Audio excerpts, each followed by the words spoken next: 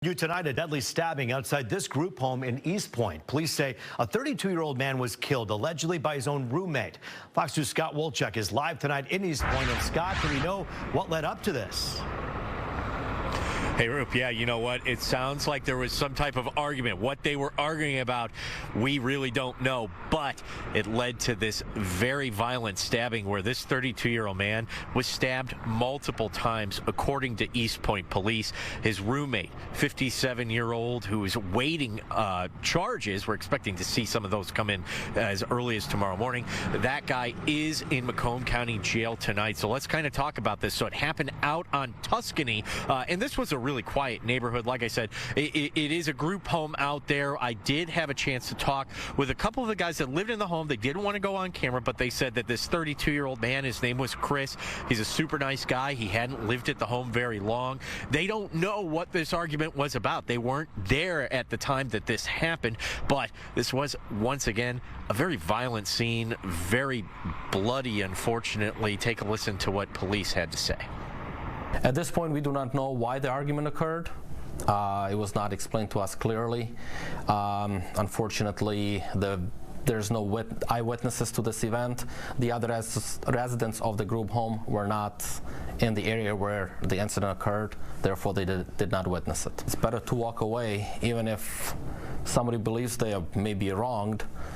Take a deep breath, take some time, think about it, and come back and maybe talk it out. Or if the escalation is not possible, call us before violence happens. Because now we have a life that is lost, and the other person who's in local jail.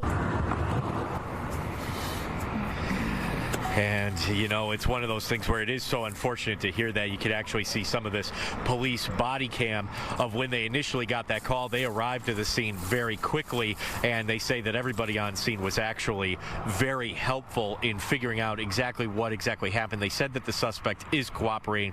Unfortunately, that police footage that they gave us is quite short just because of the graphic nature of that video. Of course, we're working to learn exactly what may have totally happened out here. We are expecting that arraignment as early as tomorrow morning. Of course, if that happens, we will be the first to let you know. For now, reporting live in Eastpointe, Scott Wolchuk, Fox 2 News.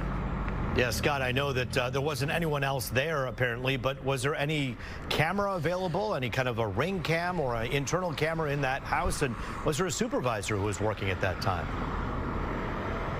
It didn't seem to be any type of camera system that I was aware of. You know, when I went up there, I didn't see a whole lot of ring cameras in that neighborhood, actually.